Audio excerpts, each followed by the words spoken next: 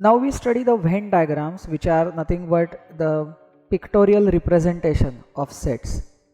So here we typically use either rectangle or triangle or maybe a circle to represent the different sets, and based on which elements are common in which sets, accordingly we show the overlapping of the different geometric figures. So let us move ahead and use these Venn diagrams to understand different operations on sets. Now first of them is the complement of a set, right? Let's consider that here we have the outermost set, that is X, which is the universal set. Now within that we have one set A as shown in the figure. Now the complement of the given set A is nothing but the set of elements which are not in A but they are in the universal set. So graphically in this figure, it is a region which is outside A but within the limits of the universal set X. So here if you want to denote the complement of a set graphically, then it will be the entire region which is coming outside the set A. So here we show it by shading that particular region.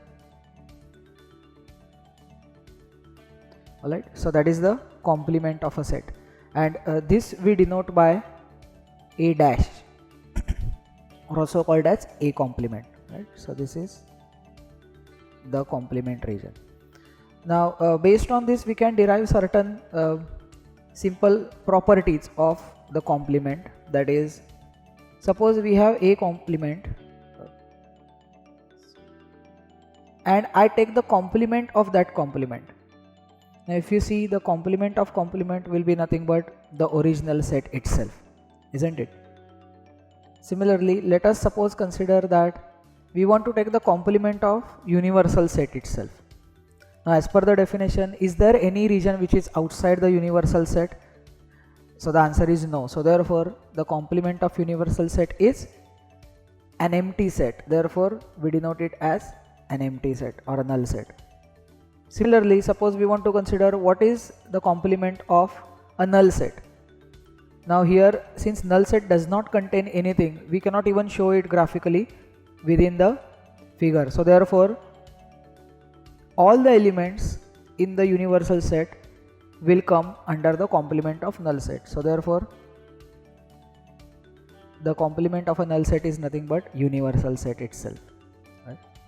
Now let's go ahead and see the next operation, which is very important operation called as union of two sets. So union of two sets is nothing but it's the region which belongs to either A or B or both of A and B together. So we have to consider the totality of A and B as if, you know, when they overlap as shown here, the entire region that comes under A and B together, that is considering A as well as B as well as the portion which is common to them. So therefore here we show graphically that the entire region encompassed by A or B, that is the union of two sets, and this we denote as A, then union symbol which looks like an uppercase U, and then B. So this green shaded region indicates the union. Now here also let us write down some of the properties of the union. First is, taking the union of A and B is same as taking the union of B and A, that is the union operation is commutative. So the order of individual sets in the union does not change the result of the union. Now let us consider that we have A union null set. Now if you take a union of some set with null set, you know that null set does not contain anything.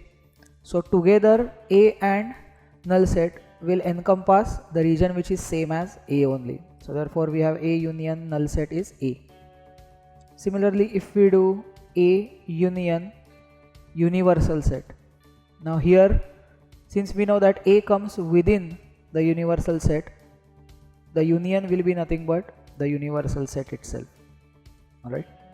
Similarly, suppose we do A union A complement. Now here we see that A and A complement have nothing in common because they are totally two different regions. So when we add up both of them, finally we will get the universal set itself. So that is how we see these results. Additionally, we may have one more result, that is, if you consider A and A union B as two sets, what is the relation between them? We can easily see from the diagram that A will always be a part of A union B. So therefore, A is always a subset of the union region, and same applies for B also. So B is always a subset of A union B. Alright. So these are the different properties that we can derive for a union. Now let's move ahead and see the next operation, which is the intersection of two sets. Now here the intersection of two sets means it is the region which is common to both A and B simultaneously. That is, it's the region which must belong to A as well as it must belong to B. So therefore here we can see that the shaded region here is nothing but the intersection of two sets A and B, and this we denote as A and intersection symbol and B. So the intersection symbol is just the inversion of union symbol. So this is how we denote the intersection. Here also let us list down some of the properties.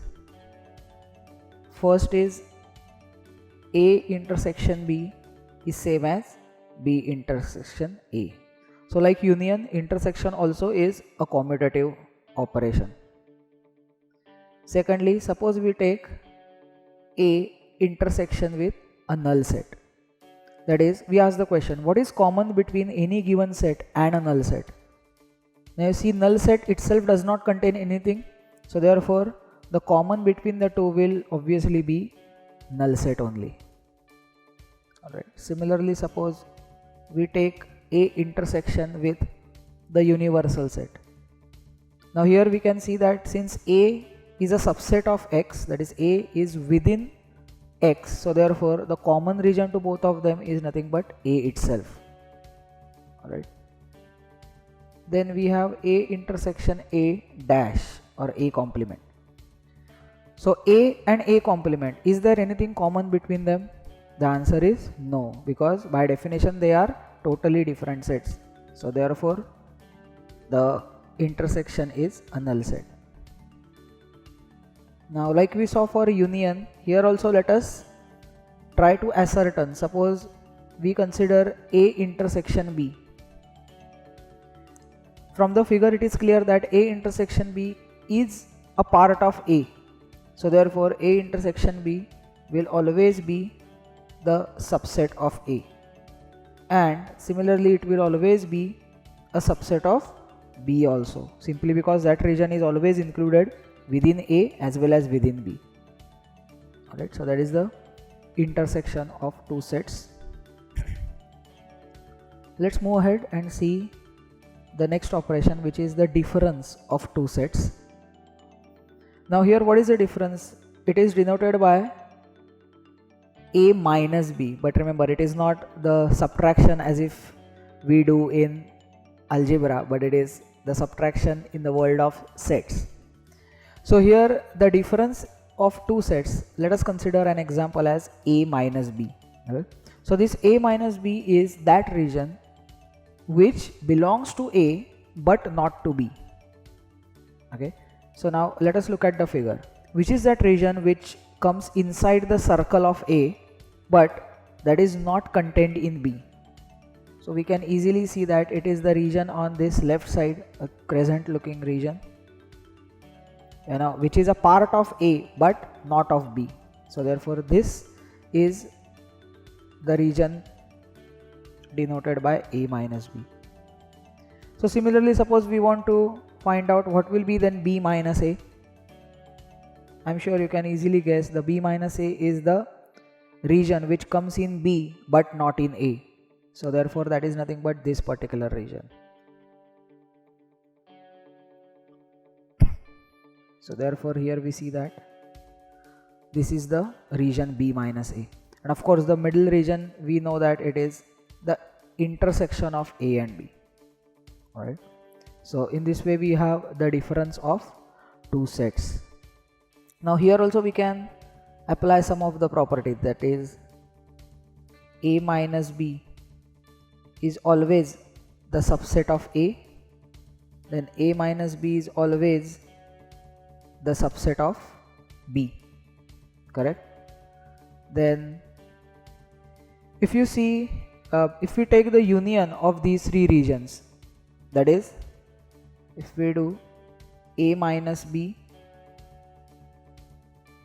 union B minus A union A intersection B,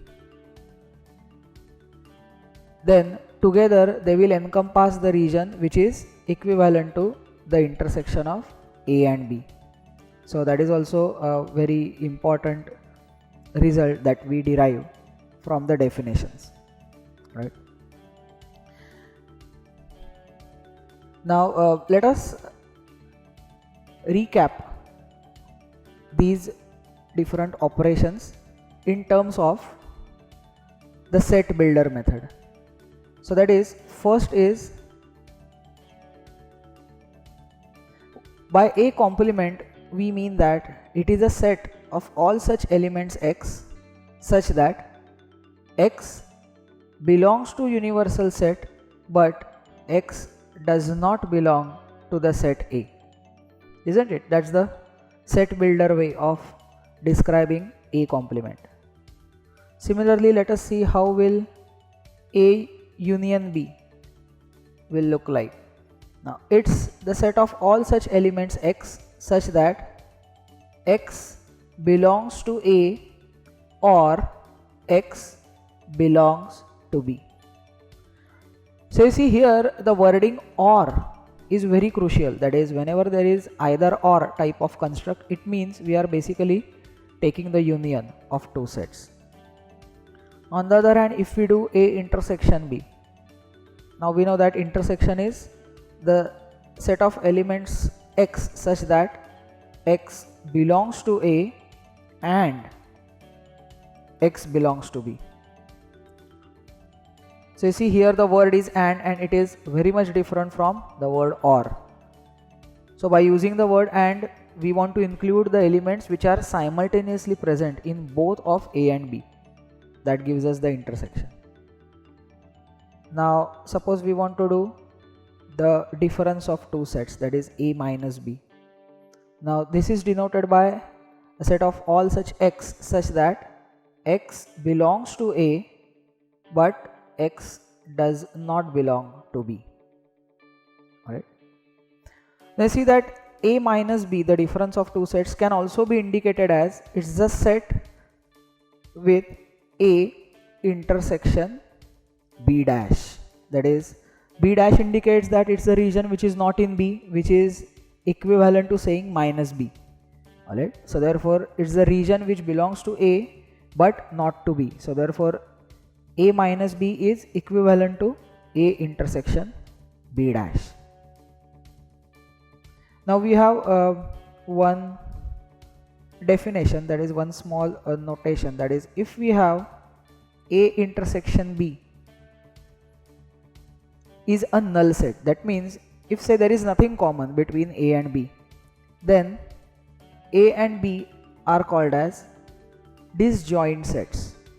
So by the word disjoint sets we mean there is nothing common between A and B. Alright. Now let us extend this, that is suppose we have now three sets A, B and C, and we want to see how many different ways of disjoint sets or different ways of overlapping among this group of three sets can occur. So in that, the first possibility is that all those three sets might be totally different as shown here, that is none of the pair of sets intersects each other. Alright, so in this case they are called as mutually disjoint sets. See, because whenever we have more than two sets, we have to be clear, that is, if you take any pair of them, that pair forms a pair of disjoint sets. On the other hand, it may happen that say A and B intersect but C is separate from them.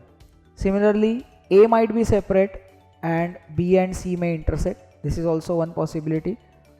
Then third possibility could be A and C intersect but B is separate. And the last possibility is A, B and C all intersect each other and they have some common region. Alright, so these four configurations which are shown on the right, they are not called as mutually disjoint sets. It's only this particular configuration in which any pair taken forms a pair of disjoint sets. Therefore, that is called as mutually disjoint sets.